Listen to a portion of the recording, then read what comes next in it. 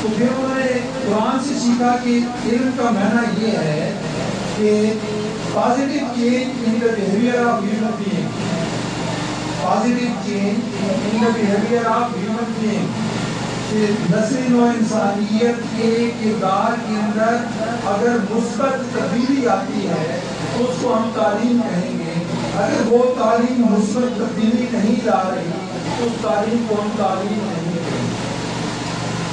اور یہ کنسیپٹ قرآن نے ہمیں دیا، اور اسی کنسیپٹ کی وجہ سے قرآن نے ہمیں فرمایا کہ اللہ سے اگر کوئی صحیح معنوں میں بننے والا انسان ہے وہ انسان ہے جو صاحب علم ہے۔ اب ہم نے سوچنا ہے اللہ نے اتنا بڑا حکم کر دیا تو کیا جو صاحب علم نہیں ہے وہ اللہ سے نہیں ڈرتا؟ میں ایک آپ کو تھنکنگ دینا چاہتا ہوں، ایک سوچ دینا چاہتا ہوں کہ جو اللہ کی سے ڈرنے والا ہے وہ صاحب علم ہے، یہ قرآن کا فیصلہ اللہ کہہ رہا ہے۔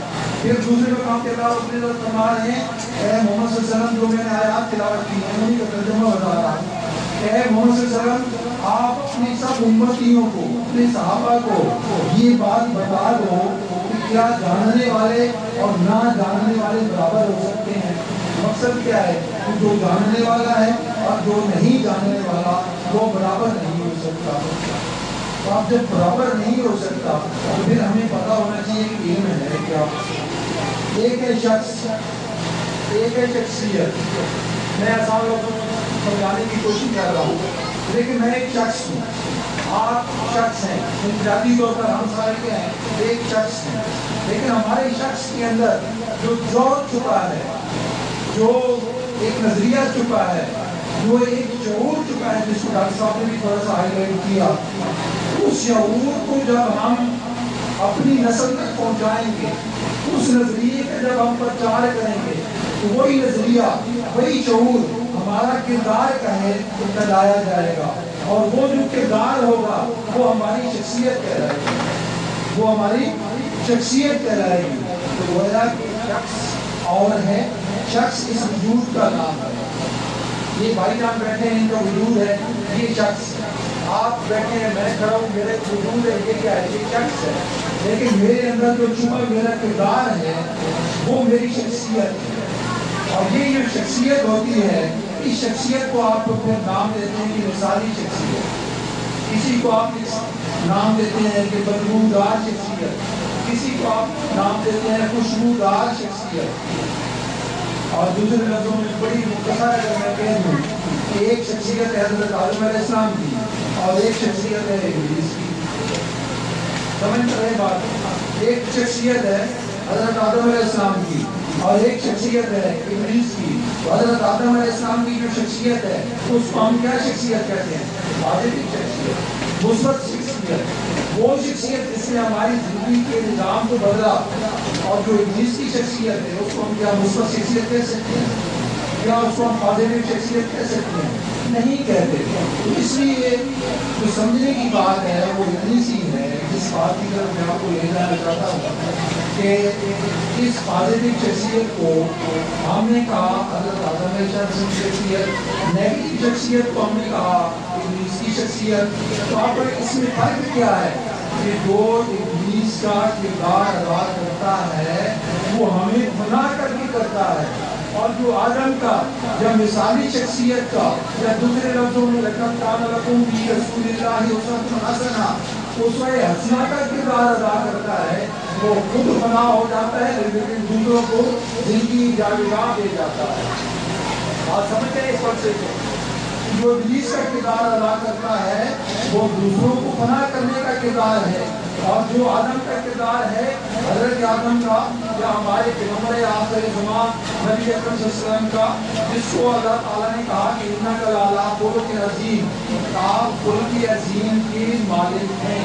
اس خلق عظیم کا جو کردار ادا کرتا ہے وہ خود کو بنا ہو جاتا ہے، لیکن نسل و انسانیت کو جاویداں زندگی دے جاتا ہے، ہمیشہ کی زندگی دے جاتا ہے، ہمیشہ کے لیے وہ جینے کا، پڑھنے کا، بیٹھنے کا، اٹھنے کا، کھانے کا، سونے کا طریقہ دے جاتا ہے کہ آپ نے معاشرے میں زندگی کیسے گزارنی ہے۔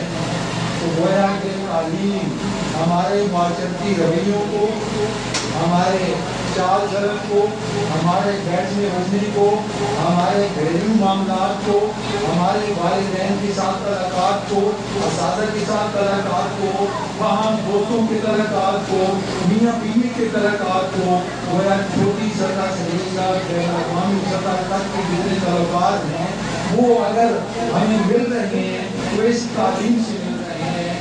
اور اس کو اور مزید جو ڈاکٹر صاحب نے بھی کہا کہ اللہ کی پہچان، کہ میں ایک امام حسن بصری رحمۃ اللہ علیہ کا قول ہے، حضرت حسن بصری بہت بلند پایا صوفی اور بزرگ تھے اور پہلی دوسری صدی ہجری کے ہیں.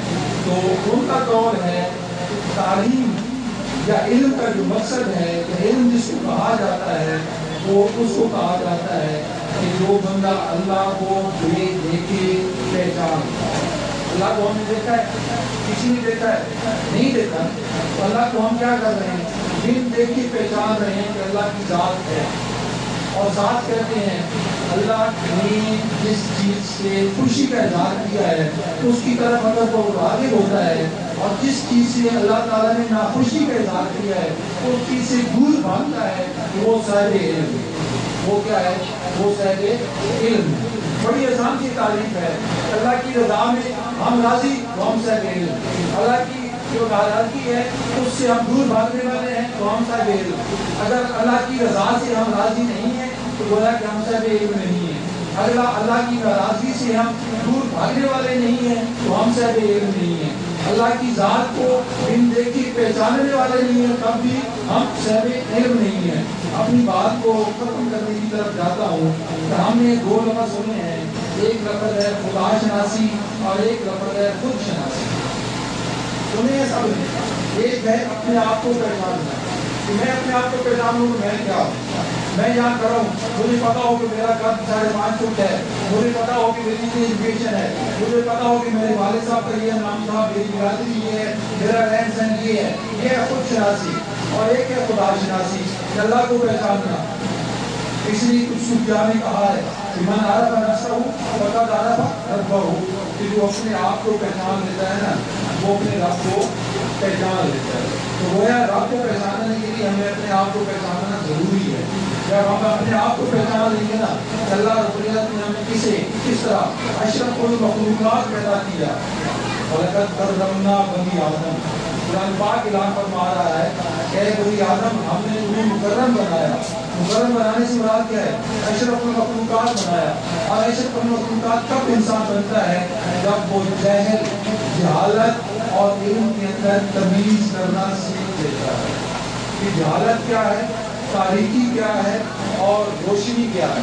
اگر تاریکی اور روشنی کا فلسفہ اس کو سمجھ نہیں آتا تو پھر وہ بندہ جو ہے وہ صاحب کرامت نہیں ہے، وہ اشرف المخلوقات نہیں ہے.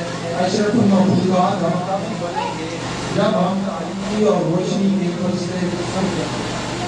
تو ہم نے اور معزز اگرچہ میرے طالب علم ہیں، رہے ہیں، اسکالر رہے ہیں، یہ میرے لیے بڑی فخر کی بات ہے کہ پنجاب سے میرا تعلق ہے، لیکن اللہ تعالیٰ کا نظام ہے کہ جہاں اس نے انسان رکھنا ہوتا ہے وہ زندگی وہی گزارتا ہے. تو پنجاب سے مجھے اللہ تعالیٰ جہاں لیا ہے اور اب آپ کے علاقے میں بہت سارے میرے اسکالر جو ہیں وہ پی ایچ ڈی کر چکے ہیں. محترم ڈاکٹر ملازم صاحب نے بھی میرے سپرویژن میں پی ایچ ڈی مکمل کی ہے. تو یہ آپ کے لیے فخر والی بات ہے کہ آپ اس ادارے میں بیٹھے ہیں یا آپ اپنے بچوں کو اس ادارے میں بھیج رہے ہیں جہاں پہ کوئی کاروباری بندہ نہیں بیٹھا، جہاں پہ صاحب علم بندہ بیٹھا ہے. بات اب میں آگے تھوڑی سی بالکل اپنی اختتامی کام کی طرف، اور یہ آپ سب سے متعلقہ ہے، بچوں سے متعلقہ نہیں ہے. جو آپ معزز حضرات بیٹھے ہیں آپ سے متعلقہ ہے کہ میں کوئی اپنے شاگرد کی تعریف نہیں کرتا، لیکن آپ کے محلے کے رہنے والے ہیں، آپ کے جاننے والے ہیں.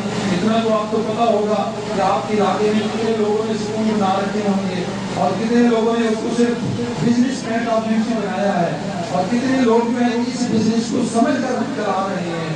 تو جو ایک پی ایچ ڈی ڈاکٹر ہو اور خود ٹیچر ہو اس سے زیادہ کوئی اس بزنس کو سمجھنے والا ہوگا. لہٰذا یہ آپ کے لیے خوش قسمتی والی بات ہے کہ آپ نے بچوں کو یہاں بھیجا. اور دوسری جو میں دیکھ رہا تھا کہ جہاں تک مجھے پتا ہے ان کو اکیڈمی بنائی ہوئی ہے، اسکول بنائی ہوئی ہے، زیادہ عرصہ نہیں گزرا، زیادہ پیریڈ نہیں گزرا، زیادہ ٹائم نہیں گزرا، اتنی شارٹ سے ٹائم میں تعداد کا بنا لینا اور اس طرح کے پروگرام ارینج کر لینا، یہ اس بات کی طرف اشارہ کر رہا ہے کہ آپ جہاں اپنے بچوں کو بھیج رہے ہیں یا جہاں خود آئے بیٹھے ہیں تو آپ کہیں بھٹکے نہیں ہیں، بلکہ آپ کو ایک صحیح جگہ مل گئی ہے جہاں پہ انشاءاللہ آپ کی رہنمائی بھی ہوتی رہے گی اور آپ کی اولادوں نسلوں کی تربیت بھی ہوتی رہے گی۔ ایجوکیشن صرف پڑھ لینے کا نام نہیں ہے، ایجوکیشن تربیت کا نام ہے۔ یہاں میں امید کرتا ہوں کہ آپ کے بچے، ہمارے بچے وہ انشاءاللہ ایک اچھا تربیت یافتہ میں مبارکباد کرتا ہوں ڈاکٹر غالب خان صاحب اور ان کی انتظامیہ کو، اتنا اچھا پروگرام ارینج کیا اور مجھے بھی جا کر بڑی خوشی سے اور محبت سے پیار سے کہا تو میں بھی حاضر ہو گیا، اور سب سے بڑی خوشی یہ ہے اس کا نام انہوں نے سیرت النبی صلی اللہ علیہ وسلم رکھا۔ اس سے بڑی اور خوش قسمتی کیا ہے کہ انسان کی زندگی کے چند لمحات رسول صلی اللہ علیہ وسلم کی تعلیم کے سر گزر جائیں۔ سرائے خواجہ ذات پاک دانے اللہ کے رسول کا مرتبہ جاننا ہمارے پاس کی بات ہی نہیں ہے، بس ہمارے پاس میں یہی ہے ہم اس کے محبوب کی چرچے گنگناتے رہیں، اس کی تعریف کرتے رہیں، اور اس کے جو انک العلیٰ خلق عظیم والا اللہ تعالیٰ نے خود اعلان فرما رکھا ہے، اس کے خلق عظیم کو ہم دنیا کے سامنے پیش کرتے رہیں کہ وہ خلق عظیم اصل میں وہ کردار ہے۔ تو بس وہ کردار جو ہے نا وہ اگر ہمارا بن گیا تو ہماری زندگی سمجھ جائے گی، اور گویا کہ ہم امتی کہنے کے حقدار بن جائیں گے اگر ہمارے کردار کے اندر وہ تبدیلی نہیں آ رہی جو رسول صلی اللہ علیہ وسلم چاہتے ہیں۔ تو پھر نعوذ باللہ اللہ تعالیٰ معاف کرے کہ یہ نہ ہو کہ قیامت والے دن رسول صلی اللہ علیہ وسلم پہچاننے سے بھی انکار کر دیں کہ آپ تو میرے امتی نہیں ہیں۔ اللہ رب العزت ہمیں صحیح معنوں میں امت محمدیہ صلی اللہ علیہ وسلم کا بن کرنے کی توفیق عطا فرمائے۔